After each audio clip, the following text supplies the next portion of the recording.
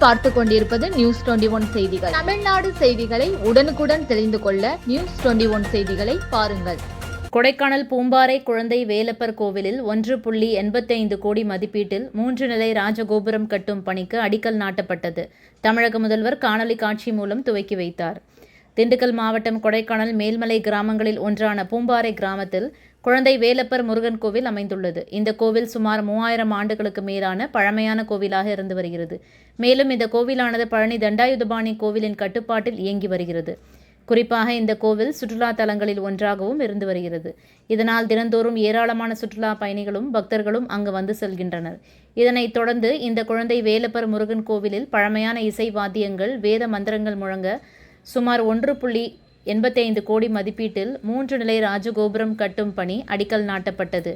இந்த நிகழ்ச்சியை தமிழக முதல்வர் காணொலி காட்சி மூலம் துவக்கி வைத்தார்.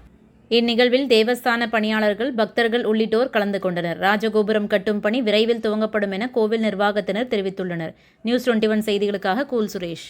ராணிப்பேட்டை மாவட்டம் ஆற்காடு பேருந்து நிலையத்தில் மாதந்தோறும் பௌர்ணமி அன்று அன்னதானம் வழங்கி வரும் Sri Jothilingeswarar சிவனடியா Seva public charitable trust பல்வேறு ஆன்மீக பணிகள், பள்ளி மாணவ மாணவிகளுக்கு உதவி செய்தல், மரம் நடுதல், இரத்த தான முகாம் நடத்துதல், மருத்துவ முகாம் நடத்துதல், துப்புரவு பணியாளர்களுக்கு நலத்திட்ட உதவிகள் வழங்குதல் போன்ற எண்ணற்ற பொது சேவை பணிகளை செய்து வருகின்றனர். இதில் உதவி செய்ய விருப்பமுள்ளவர்கள் தொடர்பு கொள்ளவும். நிறுவன தலைவர் ஜெய் மாருதி சரவணன், எண் 3, ராஜ முதலியார் தெரு, ஆற்காடு, ராணிப்பேட்டை மாவட்டம்.